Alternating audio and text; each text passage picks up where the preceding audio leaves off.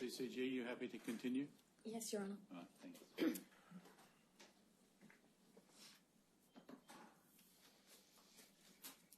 Yes, when you're ready.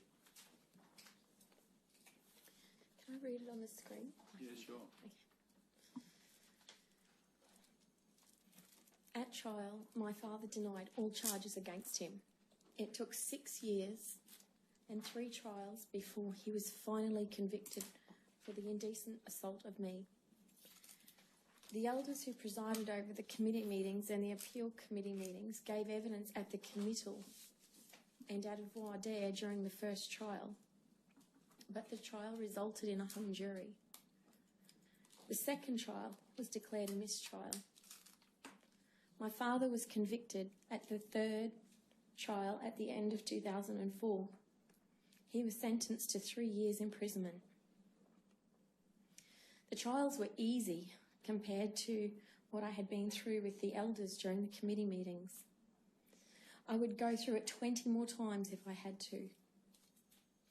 At least the court has rules when questioning survivor witnesses. The Jehovah's Witnesses can do and insinuate whatever they want, and there are no protections for the victims at all. I've had no contact with any of the elders involved in the committee meetings or from the Mariba congregation or from the Watchtower since my father was convicted. During my teens, I was at times depressed and suicidal, and this became worse after my father's sexual abuse of me while my mother was away at Expo 88. I also attempted suicide several months after the committee meetings in 1989 as a result of my experience of the committee meetings with the elders. And I couldn't bear the judgment of those around me, the public vilification and ostracism.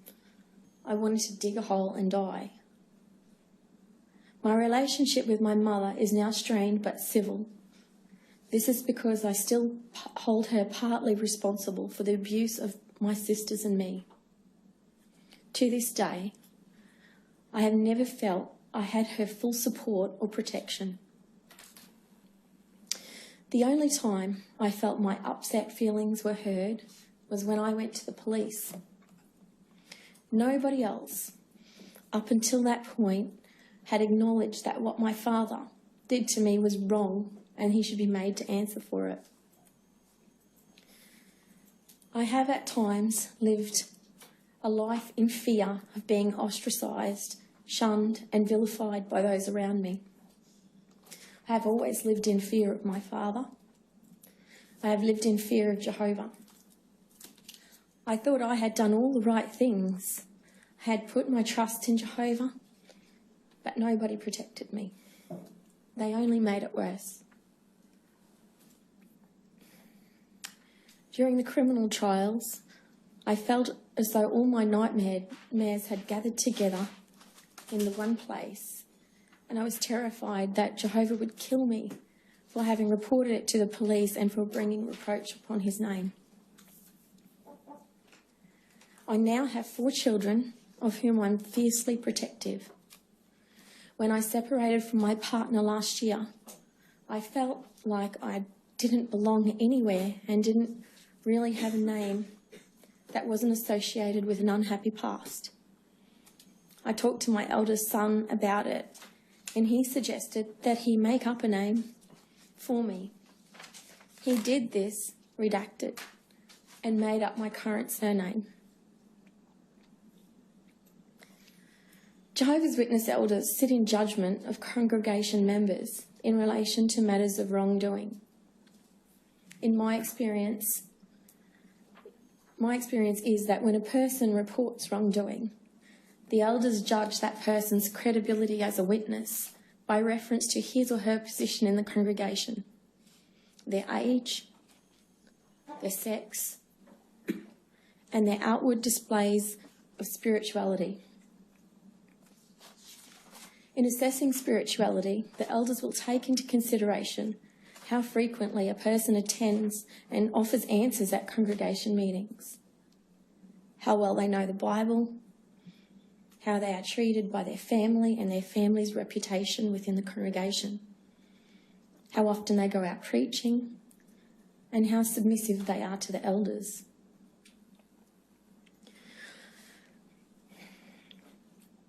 I had reported my father's abuse to the elders because that is what I believed I was supposed to do in accordance with Jehovah's expectations. I thought that Jehovah and the elders would protect me and my sisters.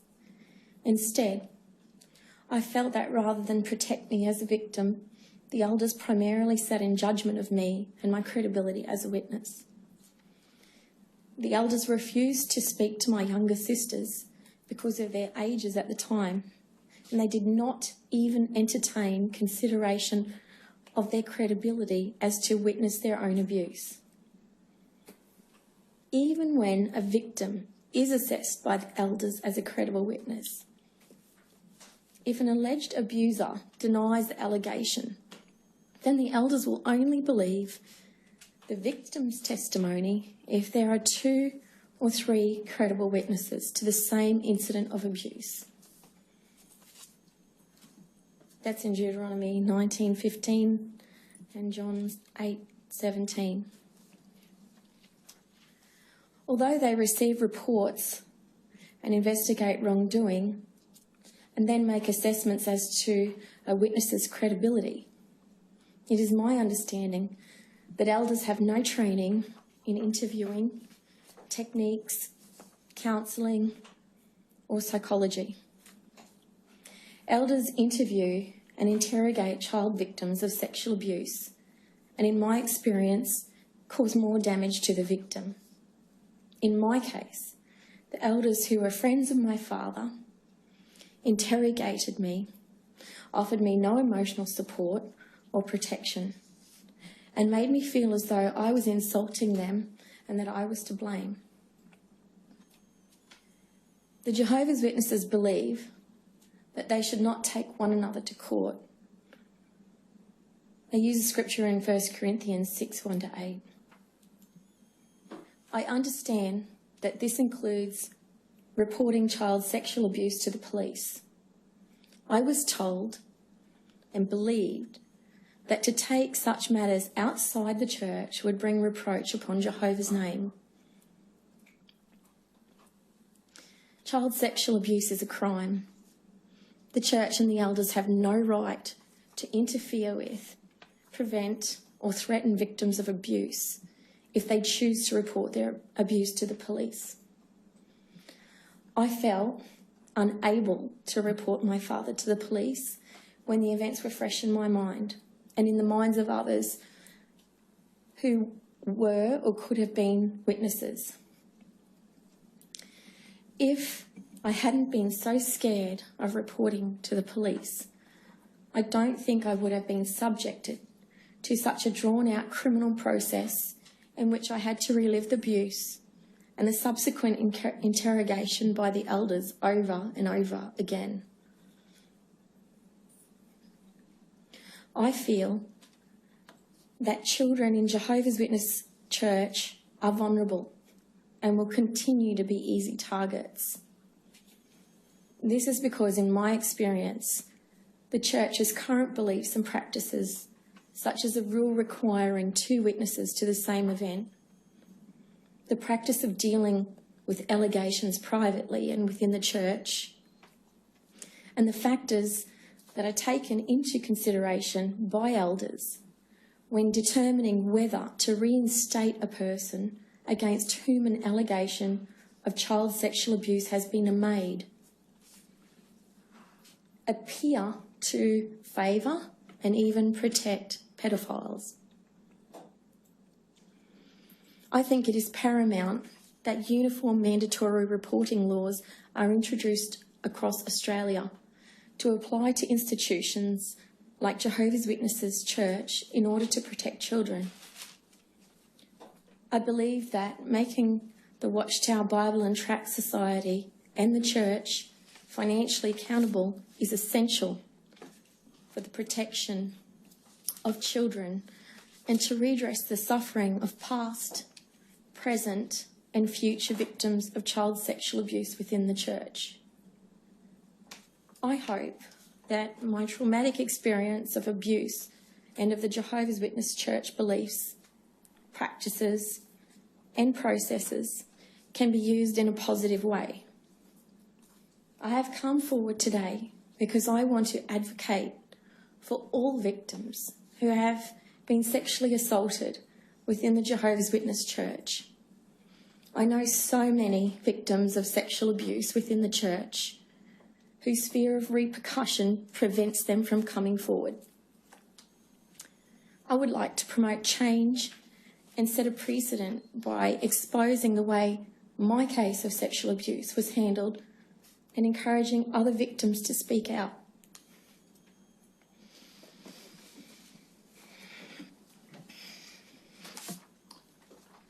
Thank you, BCG. I just have a few questions to ask to clarify some aspects of your statement, or to ask you to expand on them. Firstly, you deal in your statement with what happens when someone is disfellowshipped from or disassociates from the church, and you describe them as being shunned and ostracized. Do you have experience of people who were disfellowshipped and how they were treated? Yes, I remember there was a young girl in the congregation who was shunned and ostracised. I remember she got a tattoo, so that was bad, and associated with worldly people. And what was your experience of the position of family members? In other words, were family members in the congregation also expected to shun or ostracize disfellowshipped or disassociated family members? Yes, they were. They wouldn't even speak to them. Did you have experience of that? For me personally? No, I mean Of people that you knew and you saw this happening. Oh yes, definitely.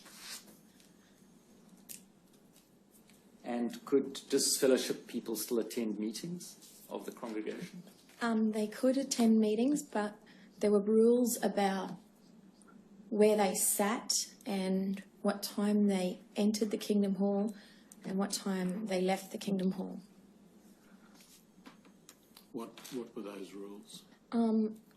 I think they had to sit down the back of the Kingdom Hall and not speak to anyone. They couldn't enter the Kingdom Hall until the meeting had already started, and they had to leave prior to the meeting finishing. You say in your statement that once you left the church, you and your children were completely shunned, ostracized, and actively avoided by members of the congregation. In what way was this done? Can you give any real examples? Yeah. Well, my family, particularly my oldest sister, wouldn't speak to me anymore.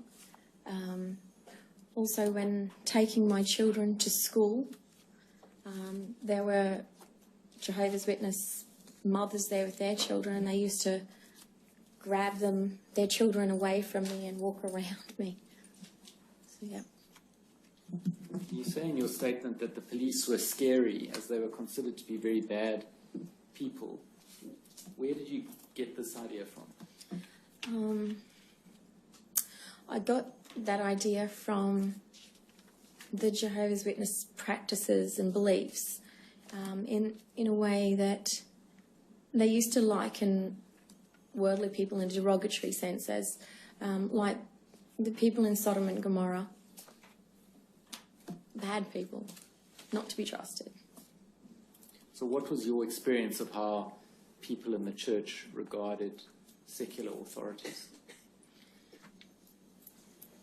It was like they didn't matter. The laws and standards outside the Jehovah's Witness Church didn't matter because they seemed to think that they were the ultimate authority. So that's why nobody's encouraged to report to the police. It should always be dealt with them because, in my belief, they appear to have higher standards and they think they have higher standards than the law. Does that have to do with being in the world but not of the world? How do you mean? Well, if if I recall, I may be wrong, that's something you mentioned to me, but if that's not familiar to you or you don't have an explanation of that. Well, they would say that associating with worldly people would, you know,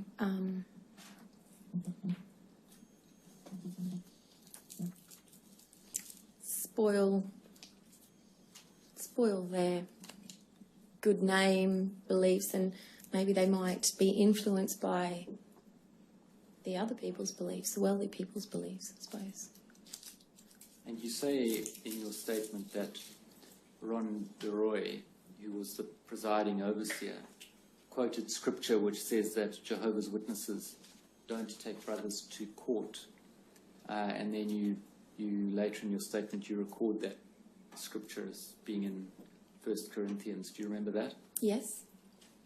If one looks at that scripture, it might be understood as referring to just civil claims between people as opposed to criminal complaints. How did you understand it? No, it was a blanket rule. There was no distinction between civil claims and criminal. And I believe that's what my mother thought as well. And how did you come to that understanding? It was just with my mother, or the belief that I had. The understanding that the prescription about not taking matters to court included not taking criminal matters to court. Particularly because there was no distinction. So if there was a wrongdoing in the congregation, you're always told that you had to tell the elders. The legal authorities never even came into the picture. They would often say from the platform and their talks that you shouldn't take a brother to court. So that meant everything. And you say also in your statement that you were taught there was a responsibility to report wrongdoing to the elders within the congregation. What sort of wrongdoing, in your understanding, was required to be reported? Smoking.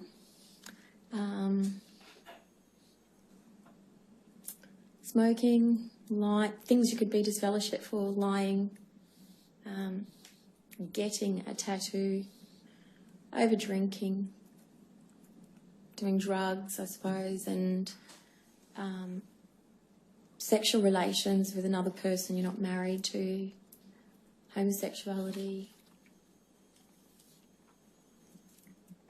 Can't think of any more. And what lying. Yep. And did you have experience as to what the elders did with such reports? Yeah, I knew that if they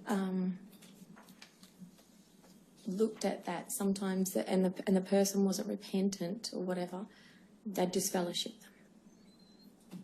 them. They'd use so all the members of the congregation were mandated to do that. It was like little spies everywhere. So if the wrongdoing was serious enough and there wasn't sufficient or adequate repentance, then there would be disfellowshipping. Yes.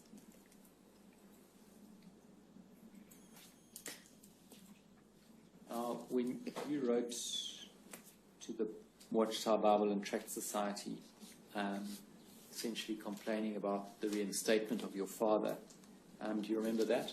Yes. So your letter's at tab 29. Perhaps we can have it up on the screen.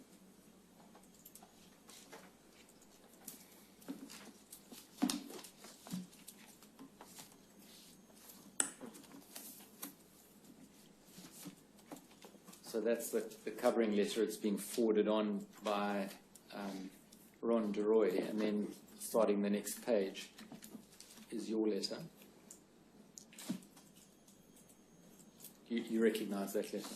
Yes. And then you received a reply, which is at tab 30. And you mentioned that reply in your statement.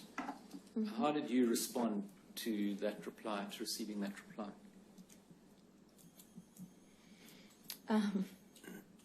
little bit insulted, I suppose, and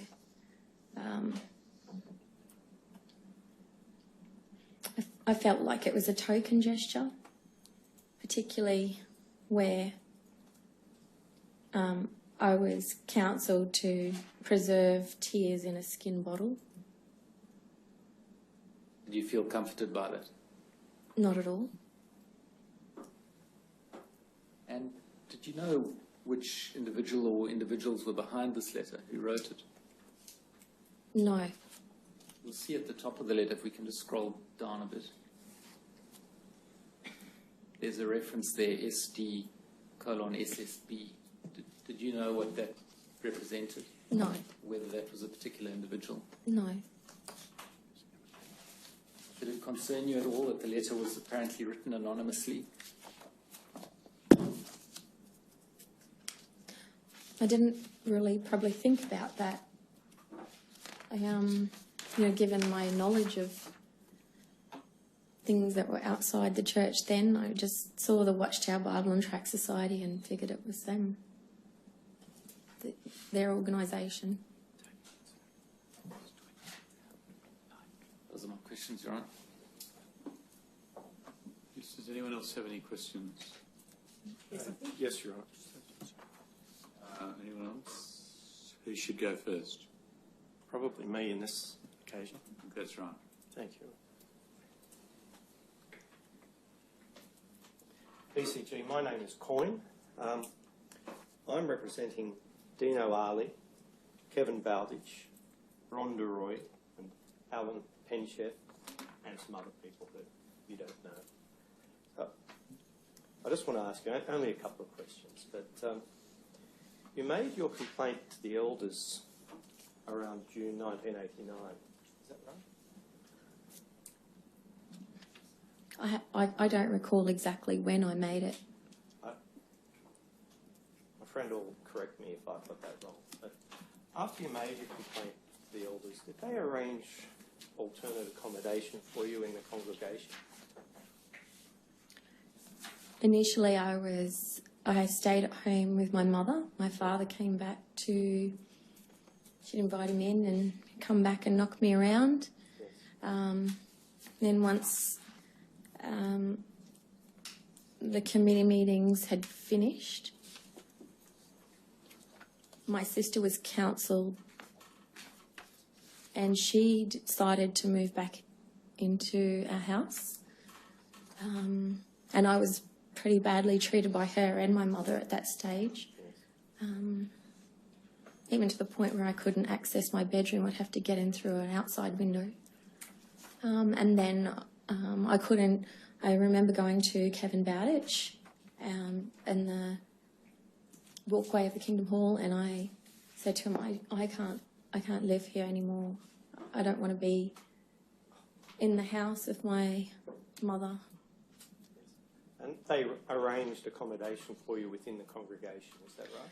Kevin Bowditch arranged for me to stay with Kerry and Mark Grigor. I didn't really know them very well, and I stayed at their house for a while, helped them look after their children. And you were then married around November 1989. Yes, that's correct. At the time of your marriage, you were living with the Bowditch family? Yes. How long did you live with the Bowditch family? I don't remember the exact time, but I know that I'd stayed there just before I got married. Yes. And the Bowditch family assisted you with planning for the wedding? Planning as in? Paying? No, they did not pay for it. Just the general planning for the wedding in relation to the ceremony? Yeah, I remember Lynn Bowditch made my little sister's... I bought the fabric and she said she would make their little flower girl dresses. Yes. And did Kevin Bowditch give you away at your wedding? Yes, he did. I asked him to. Okay. After you were married, you moved to Townsville. Is that right? Are you talking about a particular time? Yeah, I did move to Townsville, yeah. shortly after that? Oh, no. I had 2 children first and then I moved to Then you Townsville. moved to Townsville. When you were in Townsville, were you still with the Jehovah's Witness faith? Yes. Did Rhonda Roy and his family come and stay with you a number of times whilst you were up there? No, I don't recall him staying. I do remember a photo with them, so they must have visited at one point. But I don't recall him staying with us. Just to be more specific, during the conventions that were held in Townsville, did they ever stay with you during that? I can't recall, to be honest.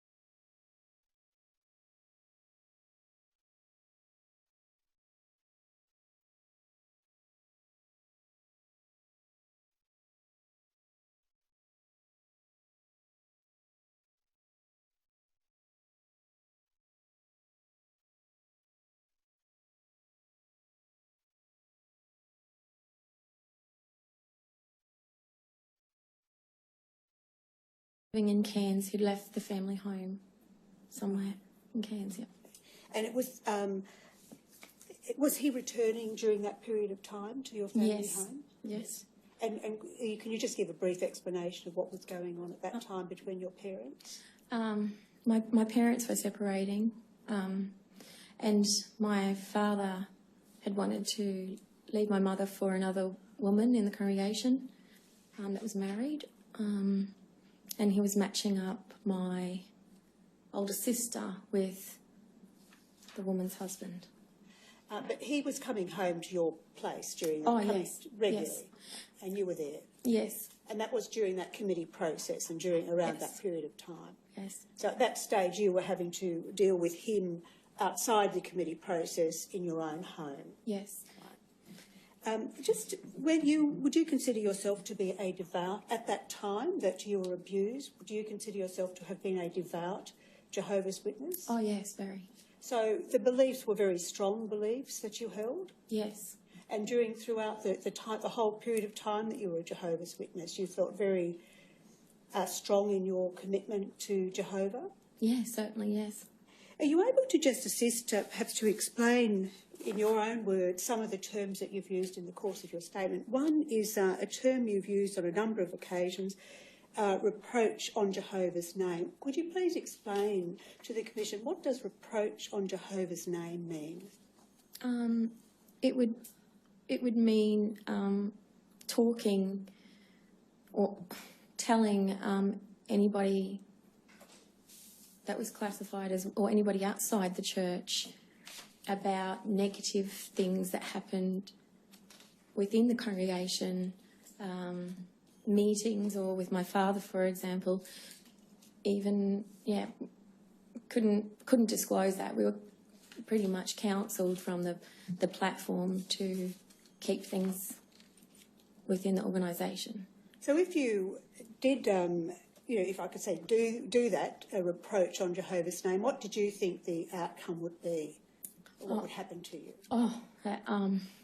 That not only would you get into trouble by the elders and the congregation disfellowshipped, Jehovah would kill you, definitely. So when you say Jehovah would kill you, what do you mean? What is your understanding of what would happen? What was your understanding at that time sorry, I'll withdraw that. What was your belief at that time about Jehovah killing you? Well, the Jehovah's Witnesses' foundational belief was that Armageddon was coming, and it was so close that, people weren't encouraged to pursue careers, buy houses, anything like that, that they should devote all their time to preaching. So in that sense, it was like it was going to happen in the next year, that Armageddon was going to come, and it was like Judgment Day, and you'd be killed if you weren't in the Jehovah's Witness church. So you wouldn't be saved as, as along with the other Jehovah's Witnesses? No, yes. And was that a powerful belief? Oh, yes. And just in relation to that, if you were defellowshipped, what do you think Jehovah would do to you? He'd kill you. So it's the same sort of process? Same thing, yes. During the time that you were in the committee, at the committee hearings, I just want to go back to your statement. You missed a line in your statement, but it was the case, wasn't it, that during that committee meeting, your father was brought into the room? Yes. And he was at one of those meetings and sat at the end of the other end of the table? Yes.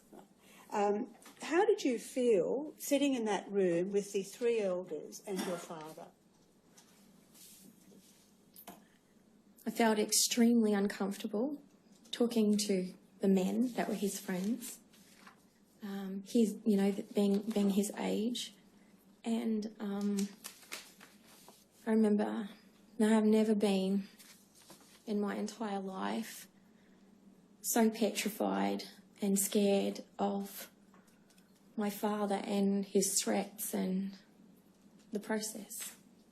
And what was it that made you talked about your father's threats, but was there anything else that made you feel threatened or petrified?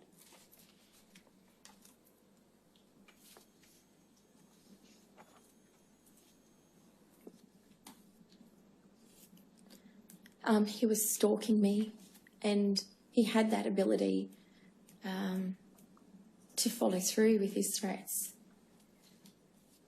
When you were coming back to the committee meeting, when you were in the room, what can you say to the Commission about the tone of the questioning to you? The tone of the questioning from the elders was almost accusatory, in the sense that, that I was to blame for what happened, or whether I enjoyed it, or it was my fault. And it was almost like they were insulted that I would even speak against my father, who was a brother anointed by a Holy Spirit. And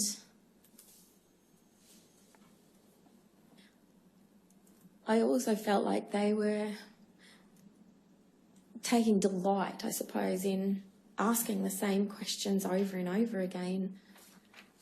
I had all different people asking me questions, and my father could say whatever he liked to me. It was very threatening, very scary.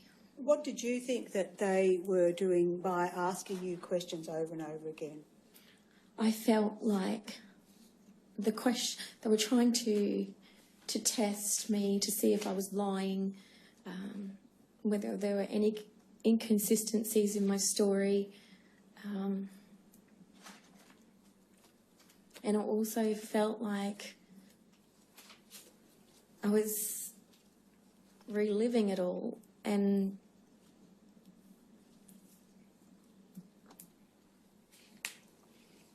they were having fun with that. When you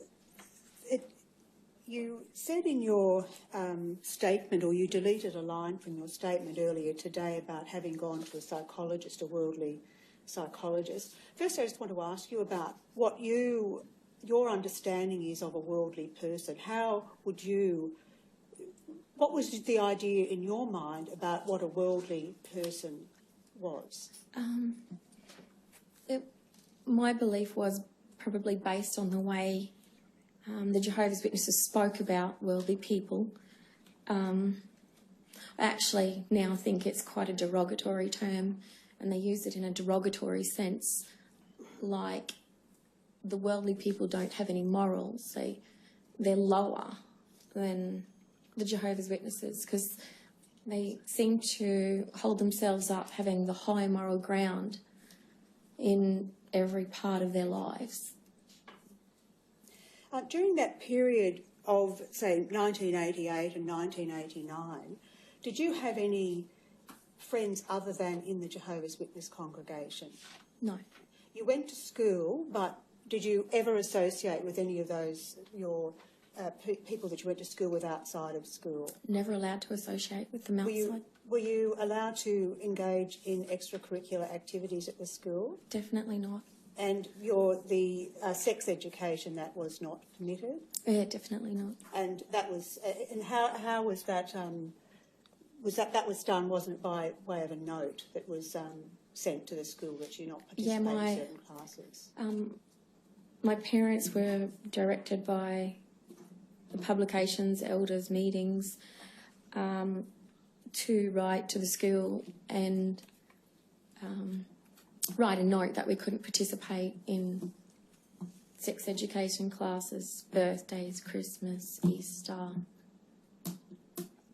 At the time, so outside of the Jehovah's Witness congregation, was there anybody that you believed that you could go and talk to? No.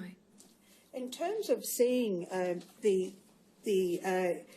seeing any counsellor or psychologist or psychiatrist, when was you have seen a psychologist? Yes. When was the first time you went to see or had any engagement with a psychologist?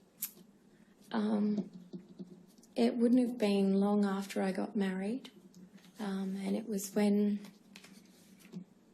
I had attempted suicide, took an overdose, and I was put into hospital. And how was... A psychologist came in then to talk to me, but he was a male, so I wouldn't speak to him. So you didn't have any counselling at that stage? No. When did you or did you ultimately get some counselling? I eventually, the feelings of suicide just kept getting, they're always there. And given that I had a little son to look after, even though that was a positive for me, it was very hard to fight those feelings, and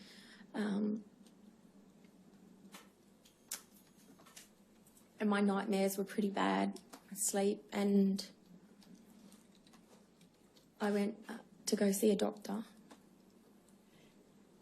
And when was that? That would have been after my first son was born, probably about a year and a half. And I think she prescribed me some medication because I didn't want to talk to any males. When your father came back into the Mariba congregation, you continued to live there for some years after that. Yes. And how did you feel having him in the congregation? I don't think he came back to live, but he came back when not long after his reinstatement was announced, and I remember him coming to the Kingdom Hall, and I could hear all the brothers and sisters coming up because he was standing quite close to me to, I felt, intimidate me. I was very scared, shaking, and I remember all the brothers and sisters that knew what he'd done shaking his hand and saying, "Congratulations, welcome back, good on you." And I just felt pretty worthless because he didn't even apologise. Did you feel? Did you ever receive an apology from your father? No. Did you ever receive? Or You've read some of these statements of some of the elders that were involved in the committee meetings, and Yes. they have spoken about having provided support to you. What can you say about that?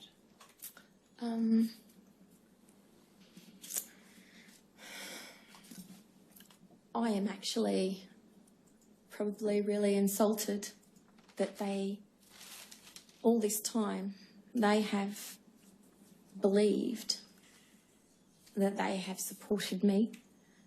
And I think, from my experience, dealing with the different systems, the religious system and secular system or the legal system, the support,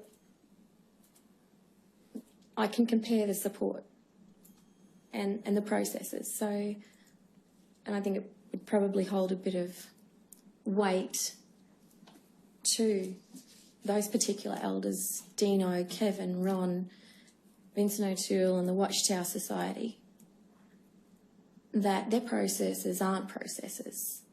There are no processes. There's no protection at all. And the way that they dealt with is very, very traumatic and very difficult to do. And on the other hand, the people that were supposed to be worldly and scary were complete strangers to me, particularly the first detective that I spoke to, Natalie Bennett.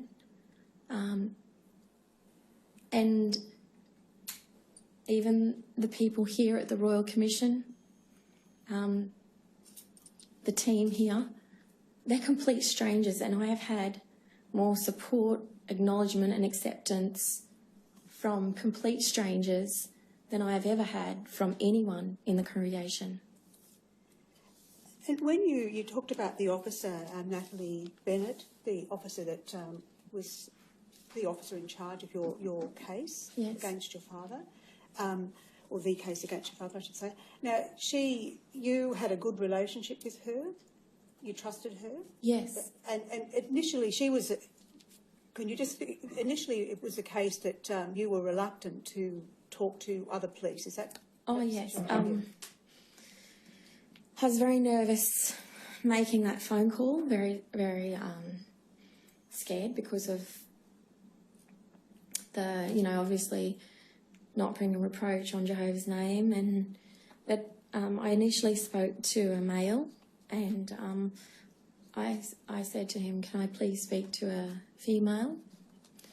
And her voice was very caring, non-judgmental, supportive, and she actually reminded me of one of the two people that I was not allowed to speak with in the Mariba congregation.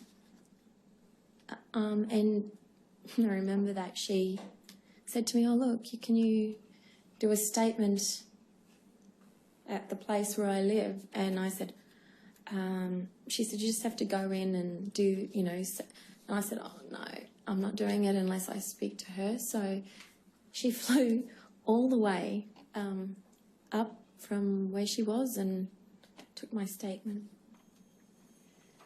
And you just mentioned that she reminded you of two people in the congregation that you One of two, yeah. One of two people that you weren't allowed to speak with. Can you explain to the Commission what you mean by that? My father had specific people that he would not allow me to talk to, even within the Jehovah's Witnesses. Am I allowed to say this person's name? Probably doesn't. I don't think it matters. Perhaps not to say it. No. Anyway, up to you. Sorry. You could write it down if you want. Oh, okay. And she was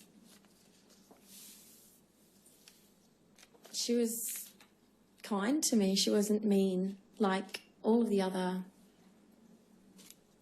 women in the congregation, people, males, whatever. And she seemed to have a empathy for me, and a little bit of protectiveness, I think, in Yeah, and I think that's why my father didn't allow me to speak to her. Were you ever offered any sort of support person during the committee process other than to have your mother involved at one stage? No, my mother wasn't in the committee meetings. She was only allowed in one. No. Did you ever indicate to anyone that you would like as some person that you trusted there? I didn't even know I was allowed to do that. Were you ever given any biblical guidance from the scriptures about how a person who has experienced sex abuse might deal with it? Apart from putting my tears in a bottle, in that letter. And when the letter that you're referring to, that is the letter from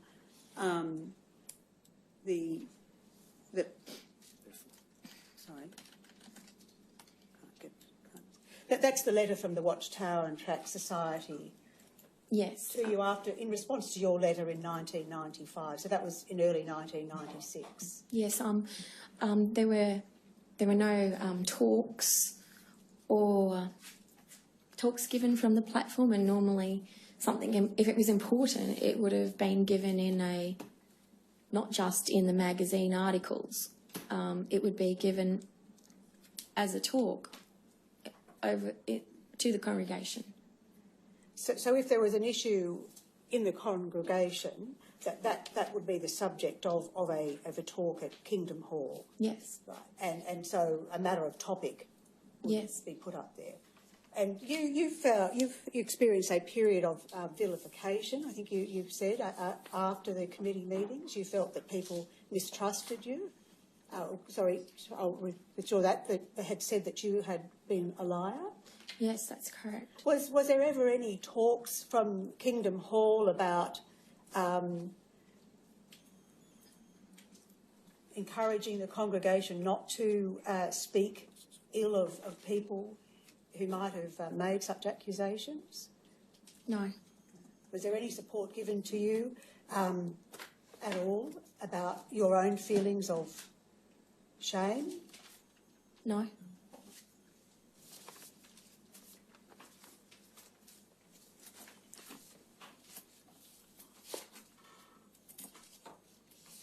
Excuse me.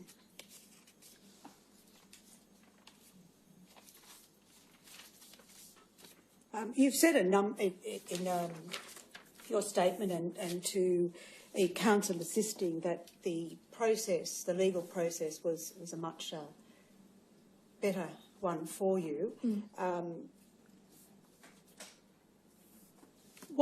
did it make you feel as a result of that final outcome, obtaining an outcome through the court process? I'd like to let all the victims know that are listening to this and the elders that by going to the police and speaking to Natalie Bennett, and it was the very first time that somebody actually thought that what he did, my father did, was wrong, and he needed to answer for that. I didn't even really know that it was a crime. And just that acknowledgement and knowing that the court process had rules of evidence and rules. He couldn't just come up and say what he wanted, and he couldn't threaten me. And I felt protected, and I felt supported because they provided counsellors before and after, and they looked after me. And even to this day, I still stay in contact with Ronald Swanwick, which was the DPP at that stage, and the investigator, police investigator Natalie Bennett. So, I still, when you compare that. And you would agree, nevertheless, that 3 trials was nevertheless a fairly gruelling process of itself, having to give evidence at 3 trials and be cross-examined was of itself a difficult process. Yeah, it was difficult, but nowhere near as traumatic as what the elders put me through, and the vilification of the congregation in Mareeba. Nowhere near it. And you've mentioned previously a recommendation about what outcomes you would like to see from this commission. Is there anything further that you would like to see? Like I think you mentioned that you advocate that people obviously go through a legal process, that they go to a police. Is there any other recommendations that you would like to see or changes that you think would assist if a young Jehovah's Witness child was abused, what would assist to ensure that their voice was heard? I feel that if the mandatory reporting laws were introduced across Australia, given the nature of the Jehovah's Witness organisation and the way they work with their vilification practices, I feel that they could still act in the same way. So from that perspective, I think it is really if they don't protect the children in the congregation. And what about information within the congregation to ensure that that other children are not exposed to a person who may commit a sexual abuse offence? The practice of reinstating them into the congregation after they said sorry or they appear to be repentant isn't enough. The pedophiles generally reoffend, as in the case of my father, like couldn't control himself with just one daughter, had to assault all of us. I think there needs to be a database, and I honestly believe that once they've offended in the congregation of Jehovah's Witnesses and even externally, that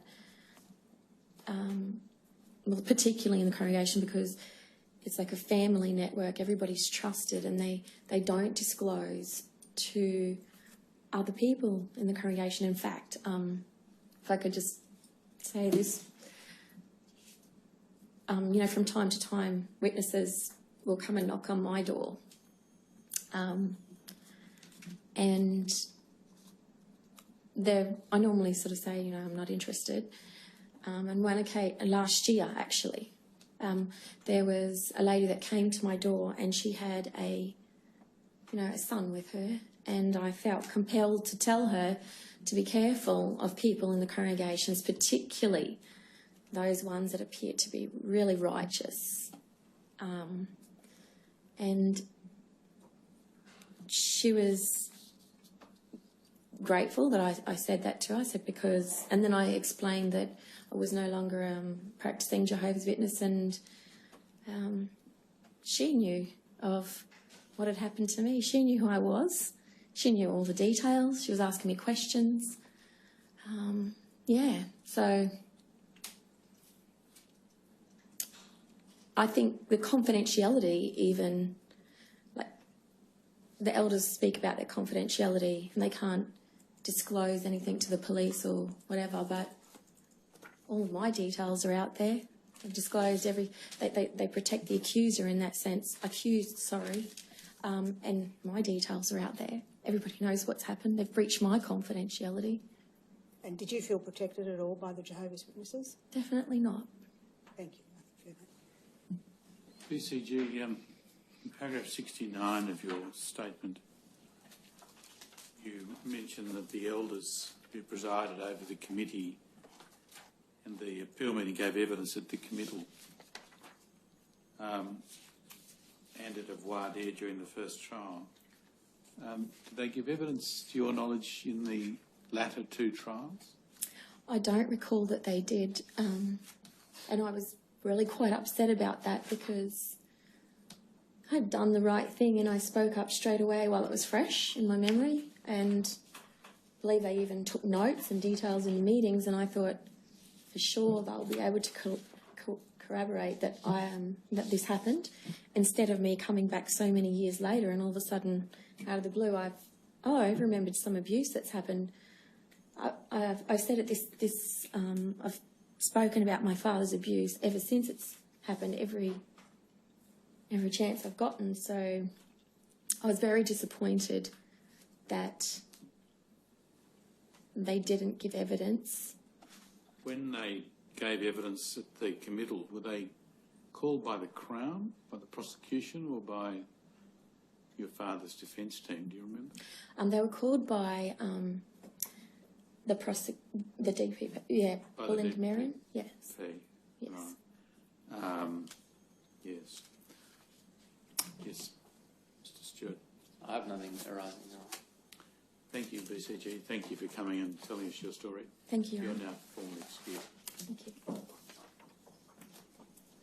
The next witness, Your Honour, is Mr. Dino Ali. So, Dino. Ali, A-L-I. Yeah, tab 2 of the statements bundle.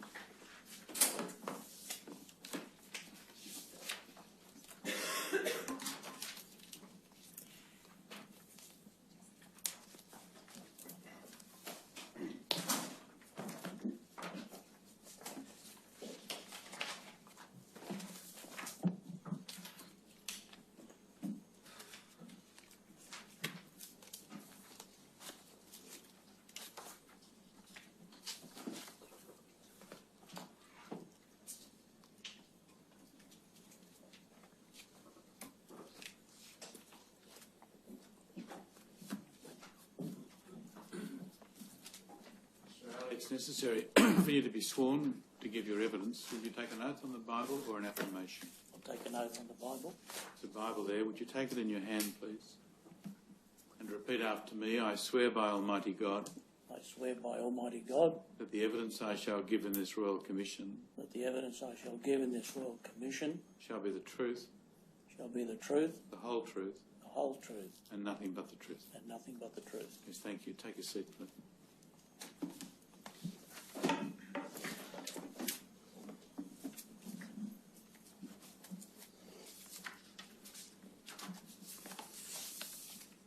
Thank you. Sir, will you state your full names for the record, please? Dino Ali.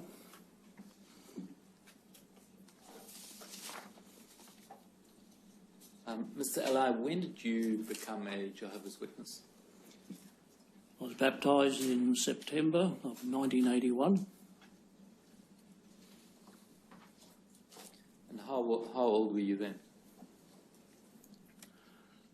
32.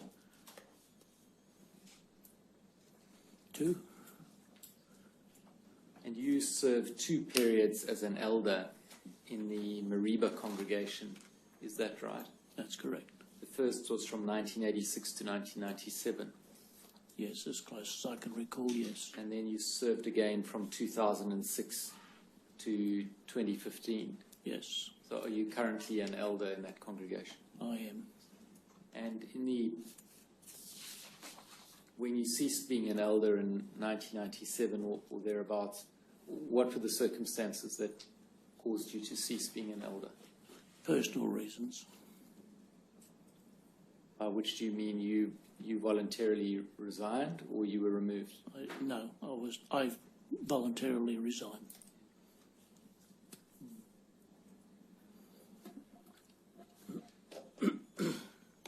Now, in your statement, you say congregation members do not associate with disfellowshipped persons. What does that mean in a practical sense?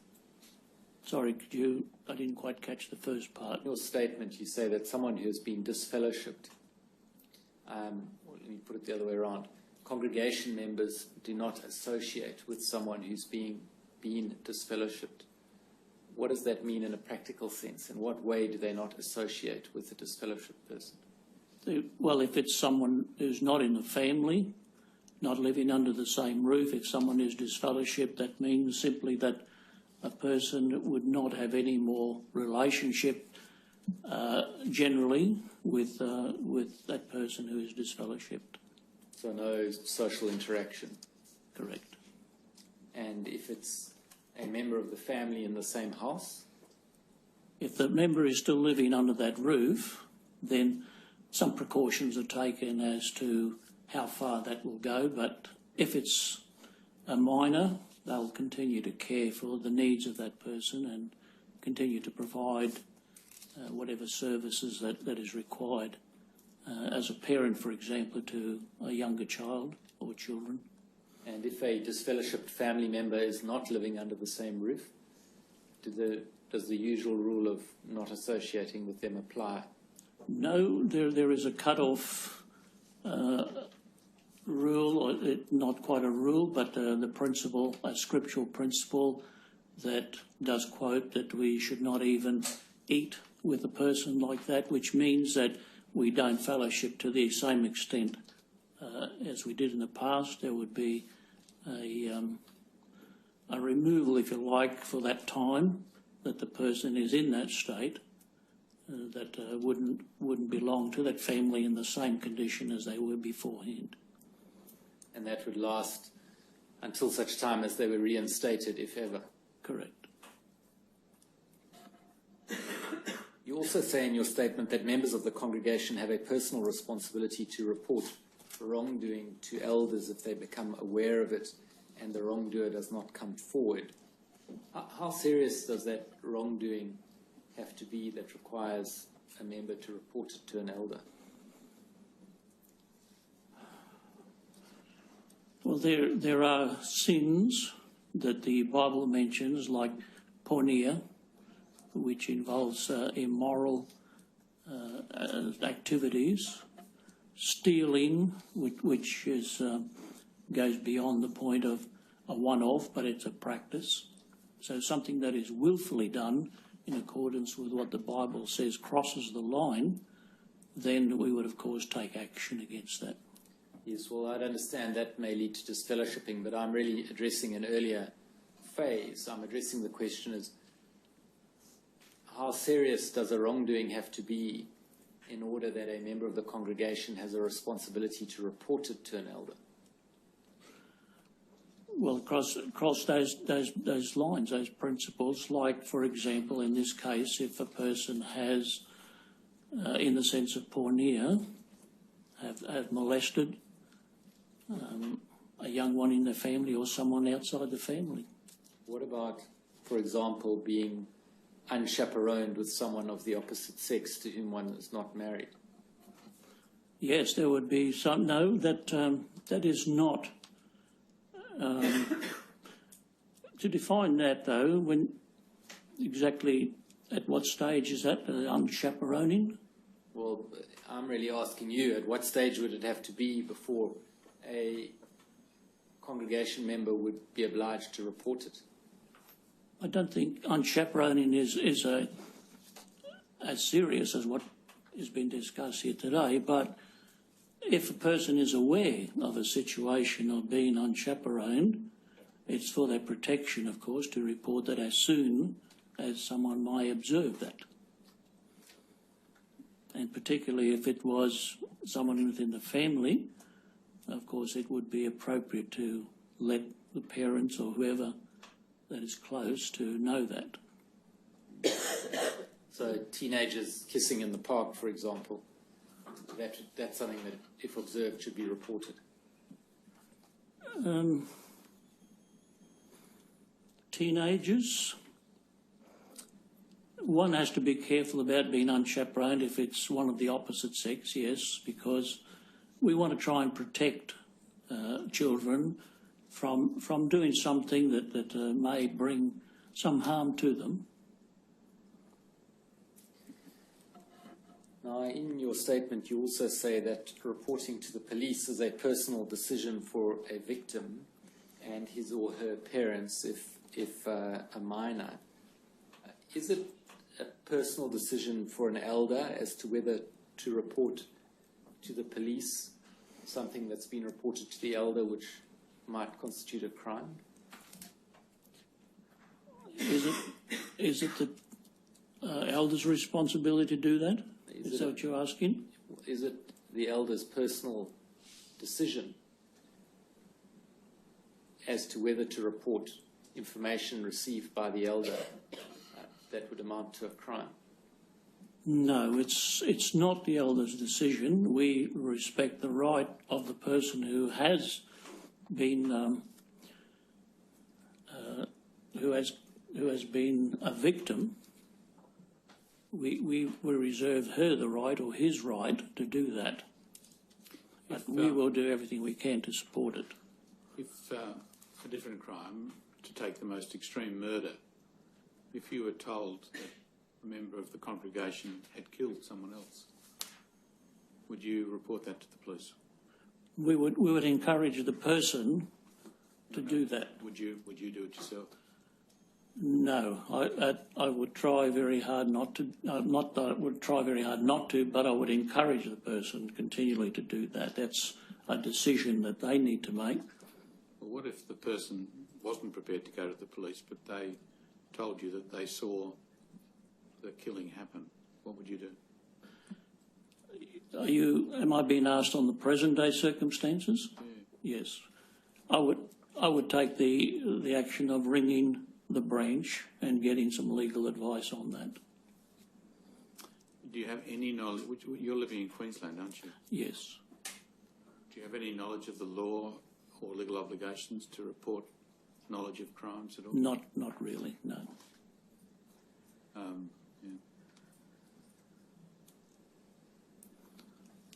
Do you know of any case, Mr. Ally, in which an elder has reported a criminal matter to the police? No, I can't say that I have, no. In your statement, you say you're only aware of one other case of child sexual abuse, and that was in the late 1980s. You're going to be shown a name in a moment, and I want to ask whether it's the case concerning that person. Yes, I've heard of that. Well, is that the one you're referring to in your statement? You look at 4.4 of your statement, the next page, I think. No, that wasn't the one I was thinking of.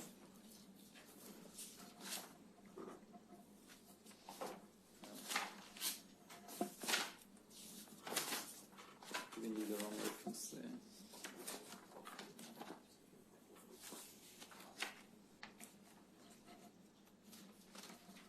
4.1.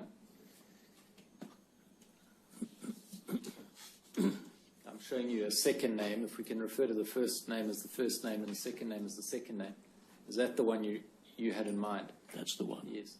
Yeah. Now, would you just explain that case very briefly without mentioning many names as to what it entailed?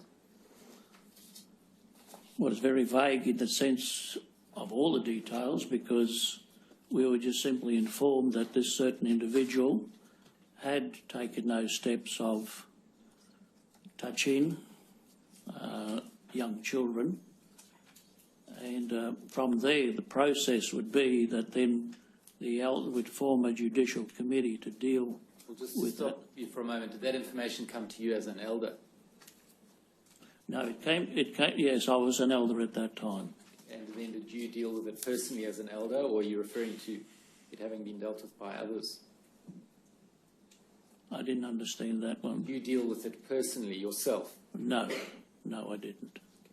And did other elders within your congregation, did they deal with it? Yeah, they certainly did, yes. And the first name that you were given, that seems to ring some bell of memory for you. Is that a case you dealt with yourself personally?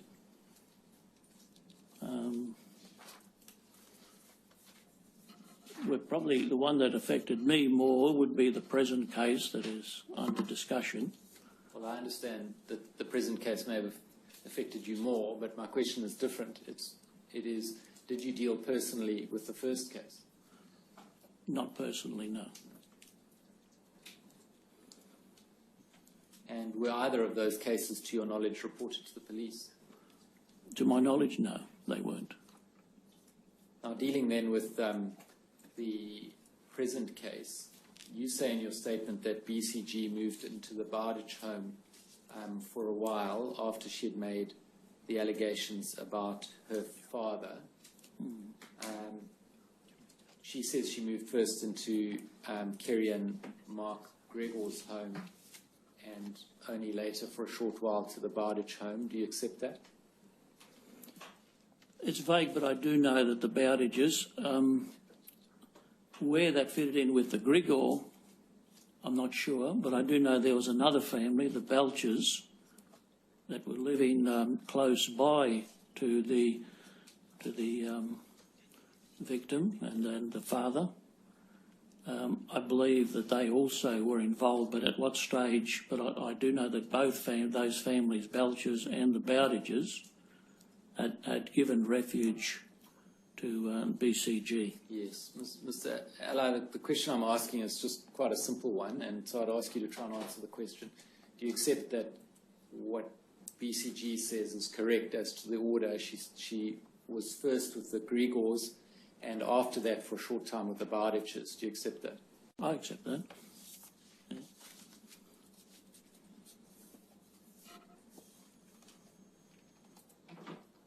Perhaps we can have BCG's statement at paragraph 33 on the screen.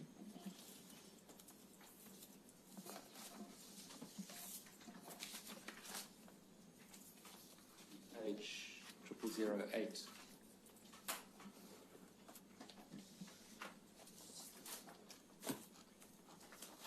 You'll see in those two paragraphs, 33 and 34, BCG talks about her father being a violent man and refers to a particular incident. Did you know her father to be a violent man and to beat his children? No, I'm not. I wasn't aware of that. No.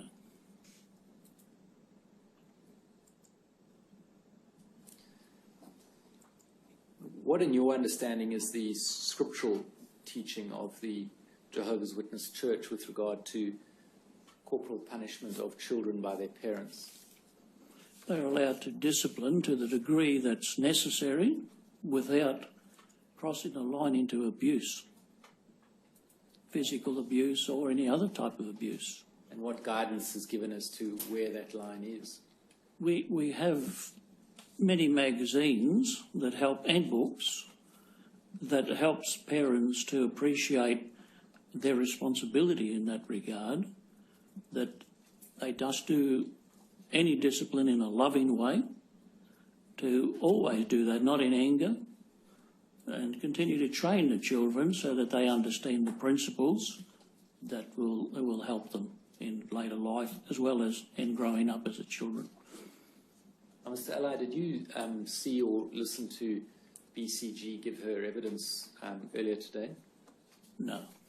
Did you not hear what she had to say? No. Have you been provided with a copy of her statement? No. You haven't read her statement? On today, you're talking about? Well, her statement for this hearing, a statement which is dated the 10th of July, but which she read in this hearing earlier today. Not a statement, no. I haven't read her statement. In that case, can we There was just a few thoughts I think that I have been privy to, but that's about it. What do you mean by a few thoughts? I think that they came up in the sense that I told, I think they're in my statement, weren't they, where I told my brother Zinni, or she told my brother Zinni that she had a black eye, and his response to that. Well, your statement is dated the 10th of July 2015. That's right? Yes. And BCG's statement is dated the 10th of July 2015. Okay. I take it you did not have BCG's statement available to you at the time that you prepared your statement, is that right? No. Right. No. So subsequent to the 10th of July 2015 have you had the opportunity to read BCG's statement? I have been handed something that I think is her statement, but only in certain portions. You mean some particular aspects of it have been drawn out and brought to your attention, and you've been told these are things that she says? Yes, Is that right? yes. And one of them is this incident at paragraph 34 that's on the screen before you concerning your brother, is that right? Yes, that's the one about her eye. I think he... And did, Not the one about the belt, but the eye. I understood it was a black eye or something along those lines. well, that's what she says. She said she had a black eye at the Kingdom Hall, and one of the elders, Zini Ali, that's your brother, is that right? That's correct. Asked her, what happened to your eye? And she replied, my father kicked the bedroom door in my face. And she says that Zini just laughed in response and said, oh, did he? And she says that she felt that Zini was dismissing what I had told him, as I thought it was a joke. Did you know about that incident at the time? No. I Yeah. can't recall that, no. And if we go to paragraph 38,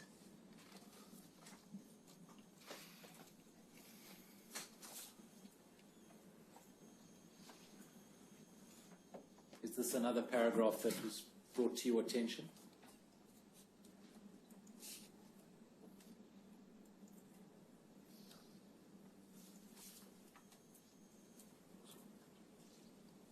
I don't recall that. Well, what don't you recall? You don't recall it being brought to your attention, this paragraph? That's right. Yes. In the context and what BCG is saying there, I don't recall that phone call or that she brought that to my attention. I'm sorry. Mr. Ali, let me just deal with two things separately. The first thing is this paragraph, or what is stated in this paragraph, is that one of the matters that in the last week or two was brought to your attention as being something that BCG says? No. So you haven't seen this before? No. The first time you've ever seen this, that BCG says what's written in paragraph 38 is now while you sit in the witness box, is that right? That's right. Right. Yeah. And you say you don't recall her phoning you and saying that she has matters to talk to you about things in her family? No, I don't recall any of that whatsoever. No. That's the sort of thing that an elder would handle, wouldn't it? If someone had something close to their heart and was troubling them, they would contact an elder to discuss it. Is that right? I agree, yes. And would it be the usual response to, if what they were raising was to do with their father, to say that they should raise it with their father first, if it was a minor? I wouldn't have said that if that was the case. If it was as serious as that, that would be my response. If it was as serious as what? If that what is being said here, what father had been doing to her in that sense. Well, just read the paragraph, Mr. Ali. It doesn't say what her father had been doing. She said to you, I want to talk to you about things in my family that you don't know about, what my father is doing. Now, she doesn't say what it is that he's doing. Yeah, well, I can't remember that conversation, I'm sorry. And the way in which the church views things, the father is the head of the family, is that right? Yes. And would it be right that in the ordinary course a child who might have complaints about something in the family should raise it first with their father? If we're talking generally in the sense that a person or a young child has been disciplined and it may be responding in this way perhaps, but I may say you need to speak to your father or provide the help of talking to the father to correct the situation if a certain discipline has gone too far. Well, in a case where it's not made apparent what the issue is, it's just that she says, I've got something I want to tell you about what's going on in my family, things my father is doing, you don't know what it is, would that be the kind of case where you would say, well, raise it first with your father? Well, there's possibly not enough information for me to comment on that. I don't recall that conversation. If it occurred, I'm not denying that she did. Just Mr. Charlie, you're being asked something else. You're being asked a hypothetical question. Assume that you were told what she says she told you. What's your response? If I were to assume that that's what she told me, what you're asking, what would my reaction be? Yes. If she needed help, if it was in that situation, I would provide the help. I would talk to the father. Well, there's a couple of steps there. She says that she said she wanted to talk to you. Now, if a young female member of the congregation says she wants to talk to you about things in my family, would you talk to her? Yes, I Would you would. require her to talk to her father first if she said she wanted to talk to you about what her father was doing? No. She would be quite welcome to express whatever her concerns were.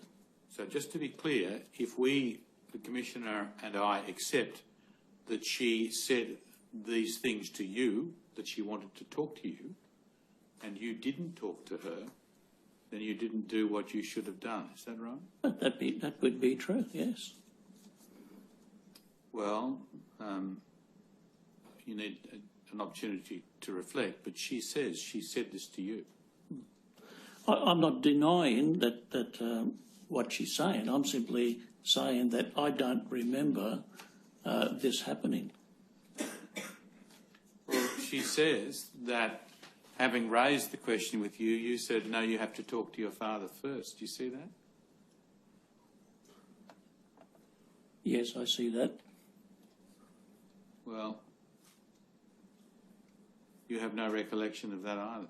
No, I don't have a recollection. If we accept her evidence, it means that you have not spoken with her when in response to her request, doesn't it? I don't see it that way, Your Honour. Well, she says she wants to talk to you and you say no. You have to talk to your father first. Well, I don't have a recollection of her saying that, and I'm not saying that I'm denying that that's something that she may have assumed that I said or that she said. It's just that I have no recollection to comment on that. But if we accept that you had this conversation, then you declined to speak with her. Isn't that right? No, I don't think that would be correct to say that either. Well, what does the word no mean? No. Well, when I say no, if I wouldn't have said no to talk to her. That's what I don't recollect having said anything. I don't recollect that BCG with this conversation. So, did you talk to her about problems with her father? I can't recollect that I did. Something you would recollect, isn't it? Well, one would hope so, and I wish I could, because I understand the gravity of what she was going through as we continue to look into that.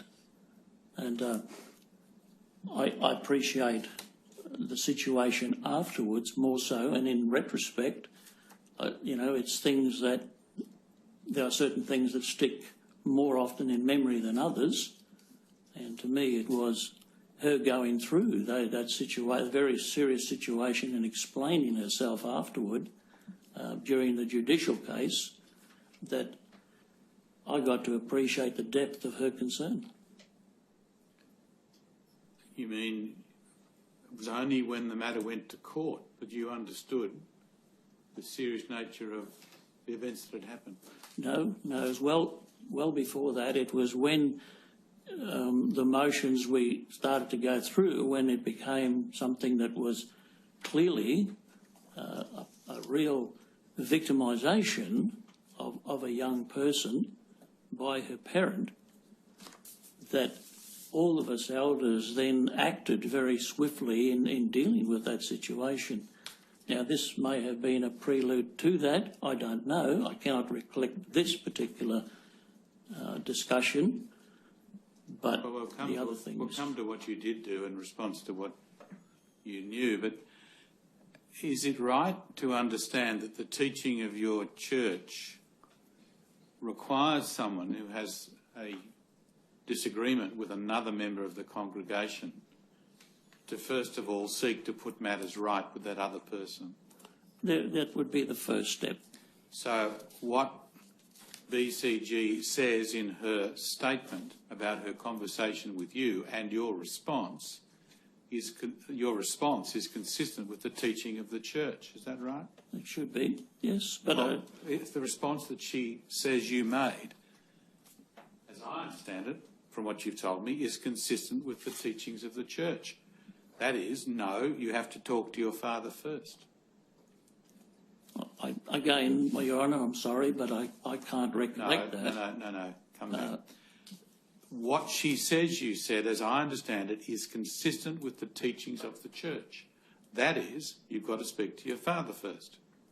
Generally, if it was something of a minor concern, yes. Well, you don't know from this conversation whether it's major or minor. So do I then understand that what you're saying to us is that what she reports you as having said is consistent with the teachings of the church?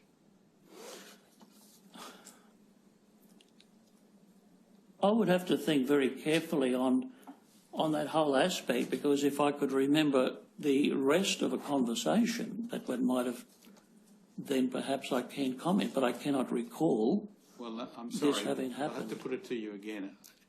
We're just looking at the conversation that she says occurred. Now, you may not remember it, but that's what she says happened. What I want to know is whether that conversation, as she records it from you, is consistent with the teachings of the church, and that is, no, you've got to talk to your father first. If this did really happen, I'm not doubting that it did, then it would be consistent with myself to follow through and have a discussion with her, and to also approach the parent if it was of something of concern, yes. I'm lost. She says you said, no, you have to talk to your father first. Now, as I understand it from what you've already told me, a statement such as that by you is consistent with the teachings of the church.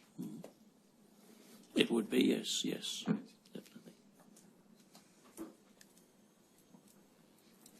Now, do you recall, Mr. Ally, how you first became aware of allegations being made by BCG that her father had sexually assaulted her?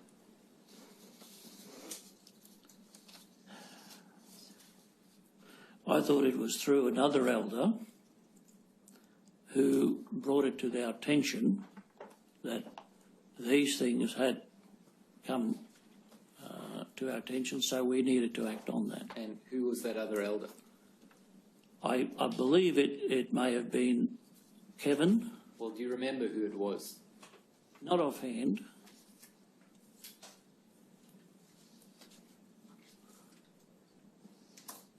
Is it not the case that these allegations were brought to your attention by someone else in the congregation who was a friend of BCG, who has a pseudonym in these proceedings, BCJ? There should be a list in front of you which will give you who BCJ is. Was it not that person, without saying his name? Was it not him who raised these matters with you? Possibly it could have been. It may have been. Possibly. And then you would, if it was, you would then have raised that with the other elders, is that right? Yes. And sitting there now, do you recall what it is that was said to you as to what BCG's allegations were?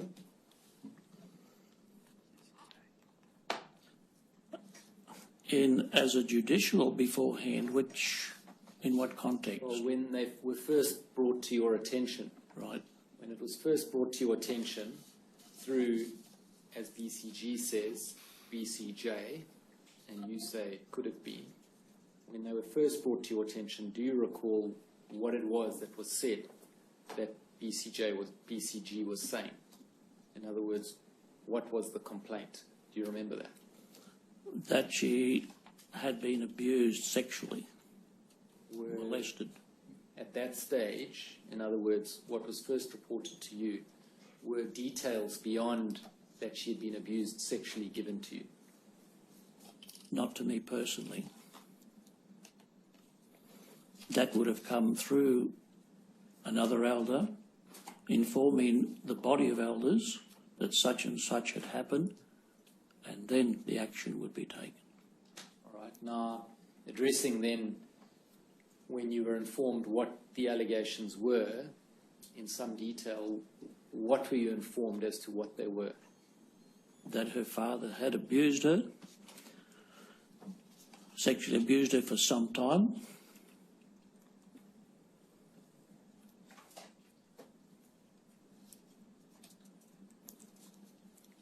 Do you recall whether it was said what the nature of that abuse was?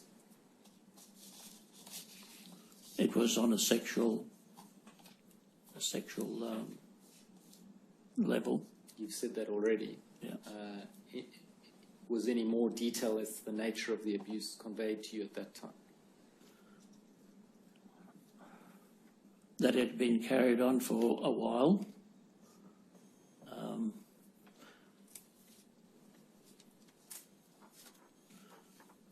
If I recall, this may have come through after we had or were dealing with her father on another issue, that this particular charge came up. But at the moment, no, I can't recall what else would have come up.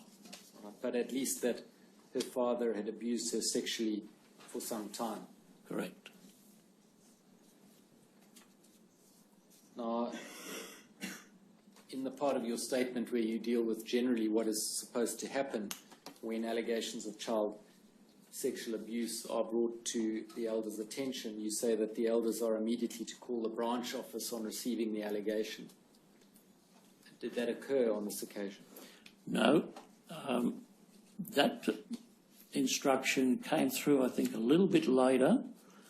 As I recall, during that time that we dealt with this particular case, that wasn't something that I don't think was in the instruction about how to deal with that. The elders followed through by dealing with it promptly, though. Right, so at that time, we're talking about approximately the middle of 1989.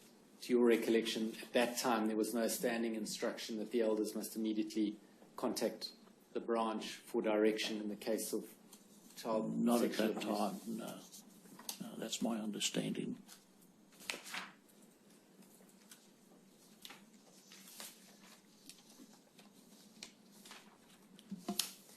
Now, you've said that these allegations came to the attention of the elders. That's the three of you, as I understand it. That's you, Mr. Allied, also Mr. Bowditch and Mr. DeRoy. Is that correct? That's correct. Now, can you explain what did the three of you do with regard to those allegations? We immediately followed through by just asking questions in a closed environment. Asking questions of each other, Mr. Ally? Or asking questions of whom? Of the perpetrator and of the victim herself, because we sat down and we wanted to understand exactly what had happened and her version of what the tragic circumstances were that she had faced. So I remember that she was a very brave person for her age to be able to do that. And that's something that stands out in my mind, and to explain some of those horrible things that had happened to her. So we sat together three elders and herself. There was nobody else within that environment, and we allowed her to tell us, we allowed her time to do that. We didn't want to rush. We wanted her to tell us and explain to the extent that she could, what had happened. And as I understand it, you asked her questions, is that right? Only to fully understand the situation, certain situations. And did you meet with her a number of times in that way? I believe we did, yes. And did you meet separately with her father?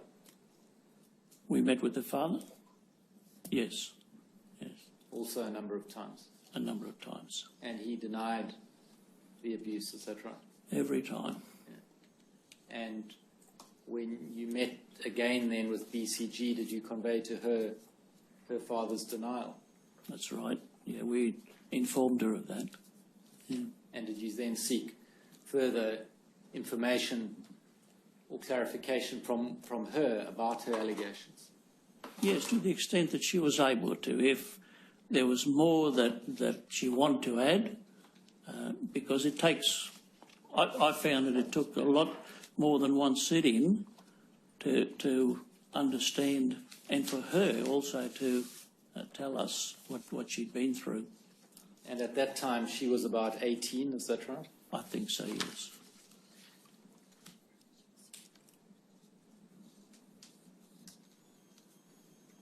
And you were about 39, is that right? Or 40? Something like that. And Mr. Bowditch and Mr. DeRoy, are they older than you? No, I think Kevin is about a year or so younger, and Ron is a few years younger again. And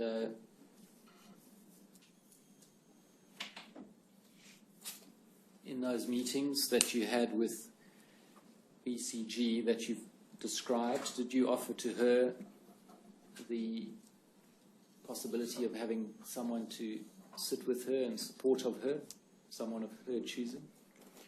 No. No, not while we were in a closed session.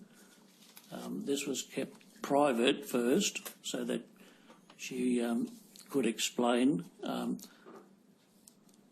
It was an environment, I believed, because being a father myself and having I had 5 children, of dealing with her on a basis of that and allowing her the opportunity to say what she needed to say without any influence from anybody outside.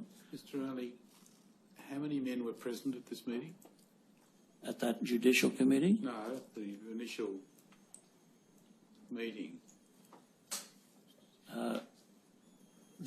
That would be the judicial committee. How many were present? 3. And only BCG? Yes. Did it ever occur to you that given the requirement to speak to 3 men about intimate detail in relation to her father's accusations was an entirely inappropriate task to put upon her on her own? No, not in that time, because it wasn't that she was alone.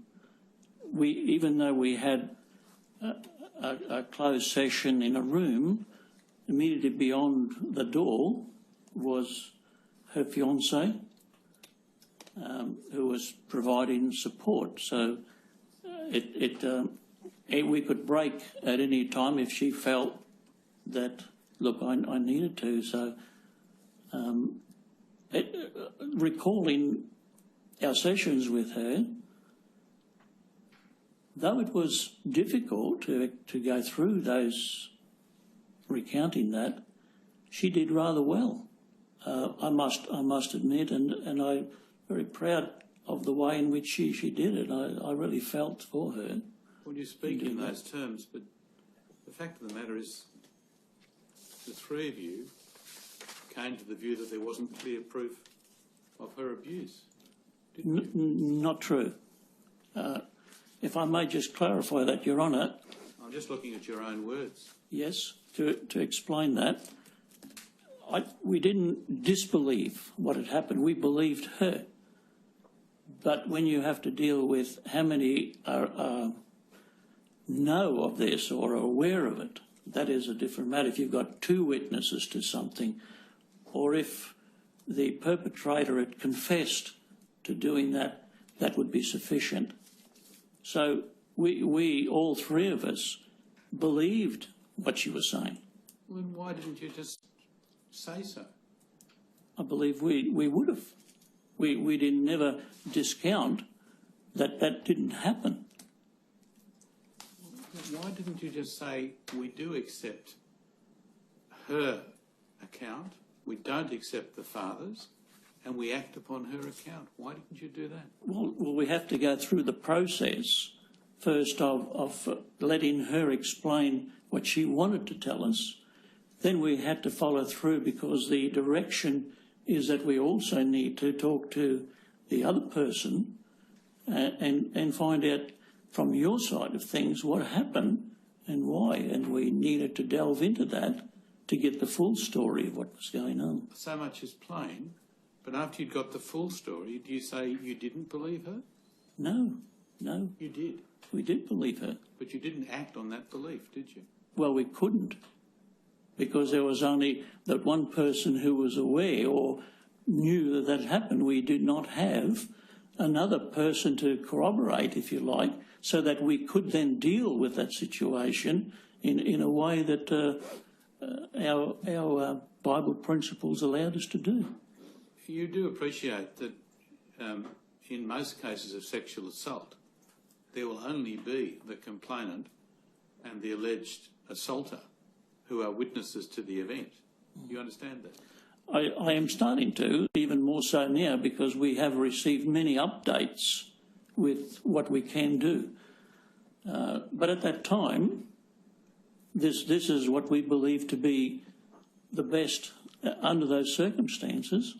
Do you believe it now to be the best situation? I admit that looking back, there could have been different things could have been done differently that maybe would have brought closure in some ways, yeah. I agree. What should have been done differently? Well, if we knew... Should you have acted upon your belief that she had been assaulted, as she said? If we knew then what we know now, yes. What do you mean by that? Well, if we had the evidence before us, because it's difficult to follow through with something when there is only a one-on-one. He said, she said. We're not doubting that what happened to her is true. But for us to act as shepherds, or even if we call ourselves judges in that case, on the principles of God's word, we still need what God himself has outlined, that even in any sin, serious sin, there must be two witnesses to that. So we're sorry on it, but we can't ignore divine law. Well, the courts were quite happy, ultimately, to convict the father, correct? Correct. On the evidence of BCG. And another person. Who was a witness to the event? A same thing happened to another in the same way, yes. So that's accepted as corroboration? It did. But it also got him convicted. If there hadn't been such a person, you say you could never have reached a conclusion that BCG had been assaulted by her father? We didn't disbelieve that it happened, but to prove it to the extent that's required by divine law, we still needed the two witnesses, or a confession would be enough to do that. Is that the position today? It is, but added to that is the updates received that we are guided even more so since that time, 26 years, by other things now that we can follow up with, as has been brought up here, to take that further through the legal action, which I'm glad that has come through, because it helps us as elders then to deal a lot better, and something that we can really give more help to victims of this type. I'm sorry, I don't understand what that's all about? What's come through in later updates? Well, the fact is that our branch now can advise what are the things that we can take, steps that we can take in a legal sense, so that we can follow through. What do you mean? Well, I haven't been through that, but I've been aware of the fact that now the branch has allowed us the opportunity that we have a legal department that immediately, as soon as any complaint or a sexual assault of any nature, a serious one, is made, we immediately ring the branch, asking then for the help in a legal sense. What can we do to support the victim? And we got better guidance today than we did back then. You speak then in terms of the victim, supporting the victim. Do you mean after you've determined that the person was assaulted, or when does the person become a victim? Well, we believe that what they say initially, but we need also to follow through in proving that we can do something with that. We would love to do something with that. And in BCG's case, we wish we had, or we could have done more. But at that time, we did not have the means to, and the help to understand as we do today, because there's been so much printed out now of the helps that can be given to victims of this sort too. And we would like to very much to have followed through with that, but we can do so today because we're aware of them now. Do you appreciate that the criminal law doesn't require cooperation before convicting someone of sexual assault? No, I'm still learning, Your Honour. Yeah. When you say you get legal direction from the branch, you mean legal in the sense of within the church's law? We do have lawyers who are involved in law, I believe, within the branch who are qualified to do that. Yes, so they will guide you as to what you should do within the church's rules. And taking in, I believe, what is required by the community. Yes, or the and law. they will tell you if there's a legal obligation to report to the police or some other authority. They'll tell you that as well. Possibly. I have not been through that, but I believe that it's quite possible. And it's ever changing. The position is still that the two-witness rule is applied, isn't it? You're required to apply the two-witness rule. Generally, yes. Yes, we do. And Well, as I explained too, that there is also the confession. If a person during our times in dealing with a particular matter, that the person admits what he has done, then we don't need two witnesses.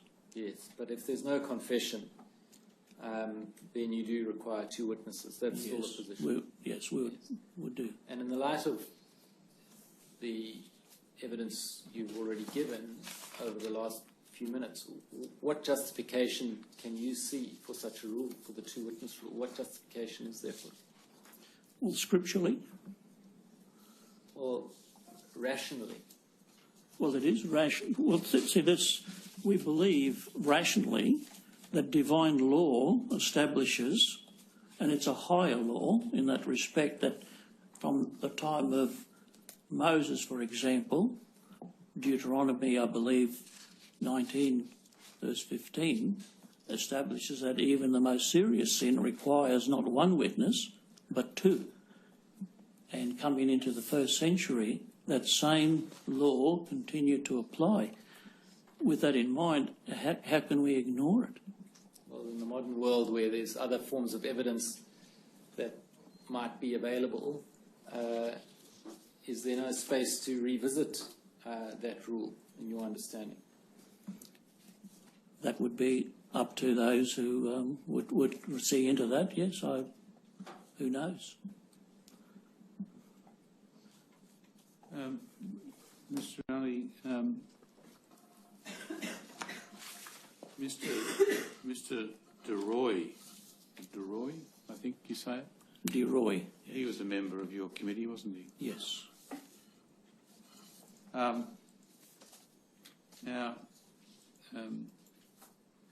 BCG says in her evidence that she raised with you allegations made by her younger sisters.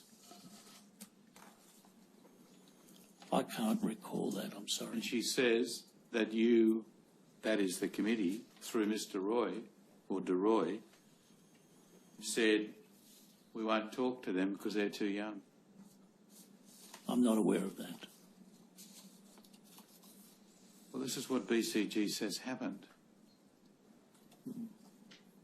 And you don't remember. No. If it was true, then even in your terms, there was corroborative evidence being offered which you declined to accept or receive. I'm not quite sure what that means. What do you mean? Well, she was offering to you the account of her young sisters about being abused by their father. But if what she says is correct, through Mr. DeRoy, the committee said, we're not going to take the corroborative evidence that might be available. I'm not aware of that, Your Honour. I'm sorry. That's what it amounts to, isn't it? In other words, she says, the committee said, well, they're too young, therefore there won't be corroboration, and therefore the result will be we can't determine the proceedings in BCG's favour. Do you understand? I understand what you're saying, yes. Very well. In your statement, you say that you appeared in court proceedings in Brisbane as a witness for the prosecution. Was that in the first trial or also in subsequent trials? I think it was in the first. And not in subsequent trials? No. And were you requested or required to give evidence in subsequent trials? No. And you referred earlier, you said that you thought that there was, in the criminal trial, there was a witness of another incident, similar incident or abuse, which is what enabled a conviction to be entered in that case. In the subsequent trials? Yes. I believe so, yes. Well, and that belief is gained from what? From where? That person coming forward. But where did you get your information? Where did I get? You say you believed someone else had come forward and given evidence in that trial about other abuse by the father. Yeah. Where did you get that belief from? I don't want to mention names, but you have a BCK on the list.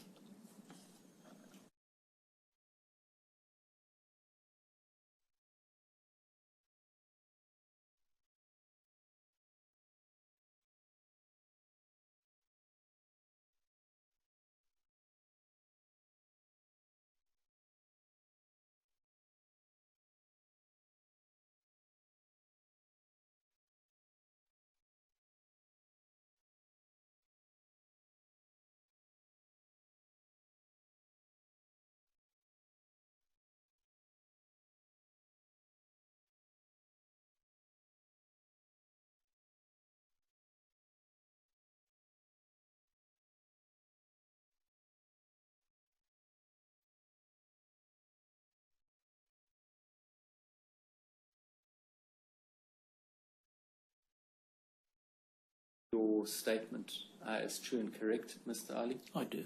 I send the statement, Your Honour. I'll make it Exhibit 29-7. Your Honour, would that be inappropriate? 10 o'clock in the morning. We'll adjourn.